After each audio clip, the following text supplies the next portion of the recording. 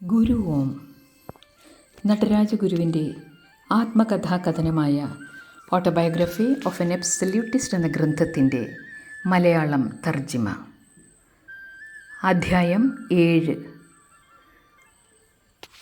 വഴിത്തിരിവ്. ഭാഗം 1. 1920 ആയപ്പോഴേക്കും ഞാൻ മദ്രാശിയിൽ ഒരു അണ്ടർ ഗ്രാജുവേറ്റ് വിദ്യാർത്ഥി എന്ന നിലയിൽ കഴിയേണ്ട കാലം അവസാനിച്ചു. അങ്ങനെ അവസ്ഥാന്തരം സംഭവിച്ച ആ ദിവസം ഞാൻ ഇന്നും ഓർക്കുന്നു. അധ്യയന വർഷാരംഭത്തിലെ ആദ്യത്തെ ദിവസമായ അന്ന് ഞാൻ ചെപ്പാക്കിലുള്ള വിക്ടോറിയ ഹോസ്റ്റലിൽ നിന്ന് സീതാപേട്ട് ടീച്ചേഴ്സ് കോളേജിലേക്ക് സൈക്കിളിൽ പോയി. എനിക്ക് സുവോളജി ലബോറട്ടറിയിൽ ഉണ്ടായിരുന്ന ഡെമോൺസ്ട്രേറ്റർ ഉദ്യോഗം അന്നത്തെ ഓഫീസറുടെ സ്വജന പക്ഷപാത നിമിത്തം അസാധാരണഗതിയിൽ അവസാനിച്ചു. അദ്ദേഹത്തിൻ്റെ പ്രതിശ്രുത ജാമാതാവിന് വേണ്ടി കാണിച്ച ഈ പക്ഷപാതം മൂലം എനിക്ക് ആ ജോലിയിലേക്ക് മടങ്ങിപ്പോകാൻ സാധിച്ചില്ല. കടയ്ക്ക് വെച്ച് തന്നെ മരം മുറിച്ചു കളഞ്ഞ മാതിരിയാണ് അത് നടന്നത്. അന്നത്തെ ഇന്ത്യയിലെ ഉദ്യോഗസ്ഥ ലോകത്ത് നിലവിലിരുന്ന സമ്മർദ്ദങ്ങളുടെയും കുതികാൽ വെട്ടുകളുടെയും രുചി ആദ്യമായി ഞാൻ അറിയുന്നത് ഇങ്ങനെയാണ്. ആ അധോലോകത്ത് ഒന്നെത്തി നോക്കാൻ അങ്ങനെ ഇടയായി. ഇക്കഥ അതിൻ്റെ ഭീകരതയും കങ്കാള കൂമ്പാരങ്ങളുമെല്ലാം ചേർത്ത് പറയണമെങ്കിൽ അതിന് തന്നെ ഒരു പൂർവം ചമയ്ക്കണം. ഏതായാലും ഇക്കാര്യം എന്നെ ആശാഭംഗപ്പെടുത്തിയില്ല. എൻ്റെ ജീവിതഗതി ആരംഭിച്ചതേ ഉള്ളല്ലോ. ഈ സന്ദർഭത്തിൽ എത്രയേറെ വാതിലുകളിൽ മുട്ടാമോ അത്ര കണ്ട് അവ എനിക്ക് അനുകൂലമായി തുറക്കാനുള്ള സാധ്യതകളും ഉണ്ടായിരുന്നു. ഇപ്രകാരം സ്വതന്ത്രമായൊരു വീരസാഹസിക മനോഭാവത്തോടുകൂടി കൽപ്പിച്ചു കൂട്ടിയുള്ള തീരുമാനങ്ങളൊന്നും എടുക്കാതെ എല്ലാം ഞാൻ നിയതിക്ക് വിട്ടുകൊടുത്തു. താവോയുടെ കൈകൾ എന്നെ ഒരു വാതിലിൽ നിന്ന് മറ്റൊന്നിലേക്ക് നയിക്കണം. എങ്കിലേ എൻ്റെ സ്വപ്രകൃതിക്ക് സമ്പൂർണ്ണം പ്രതിഭാസിക്കുവാനുള്ള അവസരം ലഭിക്കുകയുള്ളൂ. നിയതിയുടെ കവാടം എവിടെയും തുറന്നു കിടക്കുകയാണ്, വിശേഷിച്ചും ഒരുവൻ്റെ ജീവിതഗതിയുടെ പ്രാരംഭഘട്ടത്തിൽ. സ്വന്തം ജീവിതത്തിൻ്റെ വികാസത്തെ സൂക്ഷ്മമായി പരിശോധിക്കുന്ന ഒരാൾക്ക് സദാസമയവും മാർഗദർശകമായിരിക്കുന്ന ഒരു പ്രകാശം അഥവാ തന്തു കാണാവുന്നതാണ്. ഇതിനെ വിധിയെന്നോ ദൈവേച്ഛയെന്നോ പുരുഷസ്യ ഭാഗ്യമെന്നോ ഒക്കെ പറയാം. ഒരു വൃക്ഷത്തലപ്പിൽ നിന്ന് മറ്റൊന്നിലേക്കെന്ന വണ്ണം തരം പോലെ മാറി മാറി പോകുന്നത് പോലെയാണ് അത് നമ്മെ സംഭവങ്ങളിൽ നിന്നും സംഭവങ്ങളിലേക്ക് നയിക്കുന്നത്. സമയമാകുന്നതിന് മുൻപ് ബട്ടൺ അമർത്തിക്കളയരുത്. സ്വയം വിടരുന്ന കാലമാകുന്നതിന് മുൻപ് പൂവിനെ നുള്ളി വിടർത്തിക്കളയരുത്. വിളയുന്നതിന് മുൻപ് ഒരു കായും അടർത്തിയെടുക്കരുത്. സാധ്യതകളുടെയും സംഭാവ്യതകളുടേതുമായ വക്രഗതിയിലൂടെ നിയതി അതിൻ്റെ അതീവ ലോലമായ സരണി തെളിച്ചു കൊണ്ടുവരണം. ഒരുവൻ്റെ മുക്തിക്കുള്ളതെല്ലാം ചെയ്തു തരുവാനുള്ള മുഴുവൻ സന്ദർഭവും നിയതിക്ക് നൽകണം. അതിൽ ആരുടെയും അഹംഭാവിയായ ഇച്ഛ കൈകടത്തരുത്. അഥവാ അങ്ങനെ കൈകടത്തിയാൽ സ്വാഭാവികവും സ്ഫുടവുമായ ഒരു പൊതു താൽപ്പര്യത്തിൻ്റെ സചേതനമായ ആന്തരിക വികാസത്തെ അത് സാരമായി ബാധിക്കും. വിക്ടോറിയ ഹോസ്റ്റലിൻ്റെ മുറ്റത്ത് നിന്ന് സൈക്കിളിൽ കയറി അതിൻ്റെ കൈപ്പിടിയിൽ മുറുകെ പിടിച്ചുകൊണ്ട് യാത്ര ചെയ്തപ്പോൾ ഇമ്മാതിരി ചിന്തകളാണ് എൻ്റെ അന്തരംഗത്തിൽ കൂടി മിന്നി മറഞ്ഞുകൊണ്ടിരുന്നത്. 1 വർഷം കൂടി കഴിഞ്ഞ് എനിക്ക് അവസാനിപ്പിക്കേണ്ടി വന്ന ഇന്ത്യയിലെ വിദ്യാഭ്യാസം തുടരാനായിരുന്നു ഈ യാത്ര. താവോയുടെ നിശ്ചയം തന്നെ നടന്നു. എൻ്റെ ഇച്ഛ കൂടാതെ അത് കാര്യങ്ങൾ നിശ്ചയിച്ചു. അകമേ തികഞ്ഞ നിഷ്പക്ഷത അവലംബിച്ചുകൊണ്ട് ഞാൻ സ്വയം പറഞ്ഞു, ടീച്ചേഴ്സ് കോളേജിലേക്കോ വീണ്ടും പ്രസിഡൻസി കോളേജിലേക്കോ ഇഷ്ടമുള്ളിടത്തേക്ക് സൈക്കിൾ ഉരുണ്ടു പൊയ്ക്കൊള്ളട്ടെ. ഹോസ്റ്റലിൻ്റെ ഗേറ്റ് കടന്ന സൈക്കിൾ ട്രിപ്പിൾ ക്ലീനിലേക്ക് തിരിഞ്ഞ് ഏതാണ് എനിക്കിഷ്ടം എന്ന് ചിന്തിക്കാൻ അവസരം നൽകാതെ സീതാപേട്ട് ടീച്ചേഴ്സ് കോളേജിലേക്ക് 6 or 7 മൈൽ താണ്ടി പോയത് ഞാൻ ഓർക്കുന്നു. അങ്ങനെ എനിക്ക് വേണ്ടി താവോയുടെ അഥവാ പരമ്പൊരുളിൻ്റെ ഇച്ഛ അധ്യാപക വൃത്തിയെന്ന ജീവിതഗതി തിരഞ്ഞെടുത്തു. ഈ പരമ്പൊരുളിൻ്റെ ഇച്ഛ എന്ന് പറയുന്നത് ജീവിതത്തിലെ സംഭാവ്യതകൾക്കും സാധ്യതകൾക്കും വ്യാപരിക്കാൻ പൂർണ്ണ സ്വാതന്ത്ര്യമുള്ള നിഷ്പക്ഷ സ്ഥാനമല്ലാതെ മറ്റൊന്നല്ല. ആധുനിക ശാസ്ത്രയുഗത്തിൽ ദൈവമെന്ന വാക്ക് പഴഞ്ചനായി തുടങ്ങിയിരിക്കുകയാണെങ്കിലും അതുകൊണ്ട് അർത്ഥമാക്കുന്നത് ശാസ്ത്രജ്ഞന്മാർക്ക് പോലും സ്വീകാര്യമായ അനുഭവാതീതമായ യാദൃശ്ചികത തന്നെയാണ്. അങ്ങനെ അവൻ്റെ ഇഷ്ടം നിറവേറ്റപ്പെട്ടു. പക്വമായ പരോപകാരം എന്ന ഉപാധ്യായം. പരോപകാരപരമായ അഥവാ മനുഷ്യപ്പറ്റുള്ള ആദർശങ്ങൾ വ്യക്തിപരമായ ദീനാനുകമ്പ മുതൽ ലോക സമസ്ത സുഖിനോ ഭവന്തു എന്ന അത്യുദാത്തമായ ലക്ഷ്യം വരെയുള്ള വിവിധ സൽക്കർമ്മങ്ങൾ ഉൾക്കൊള്ളുന്നതാണ്. മനുഷ്യനിലുള്ള മതപരമായ വാസനയുടെ ഉയർച്ചയും വികാസവും പോലെ നന്മ ചെയ്യാനുള്ള ഈ വാസനയും വ്യക്തികളുടെ ജീവിതത്തിൽ അതിൻ്റേതായ സ്വന്തം രീതിയിൽ വളരുകയും പരിണതമാവുകയും ചെയ്യുന്നു.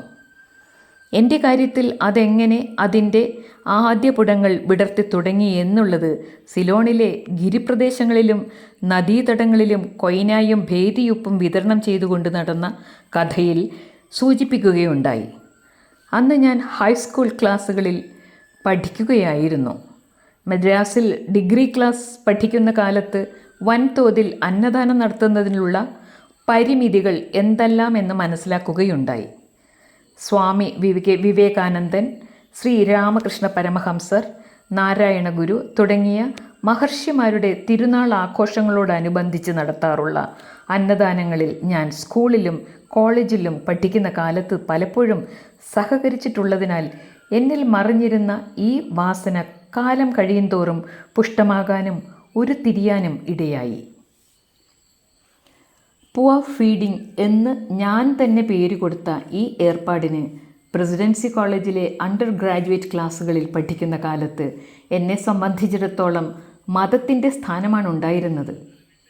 സാപേക്ഷമായ അർത്ഥത്തിൽ മാത്രം അന്യർക്ക് ഗുണം ചെയ്യുന്നത് തുടങ്ങി യഥാർത്ഥത്തിൽ ഉത്കൃഷ്ടമായ ആധ്യാത്മിക അർത്ഥത്തിൽ സഹോദര മനുഷ്യരെ സ്നേഹിക്കുക എന്നുവരെയുള്ള കൃപാലുത്വം വിദ്യാസമ്പന്നരും അഭിജ്ഞരുമായ പലരെ സംബന്ധിച്ചും പൊതുവായ ജീവിത താൽപ്പര്യങ്ങളുടെയും അവയുടെ വ്യാപാരങ്ങളുടെയും വളർച്ചയിലും വികാസത്തിലും നിന്നും തികച്ചും വേർപെട്ട ഒരു വനരോധനമായാണ് ഇരിക്കുന്നത്. പരോപകാരത്തെയും സമഷ്ടിയുടെ താൽപ്പര്യത്തെയും തമ്മിൽ ബന്ധിക്കുന്ന സജീവമായ ഒരു കണ്ണിയില്ല എന്ന് വേണം പറയുവാൻ.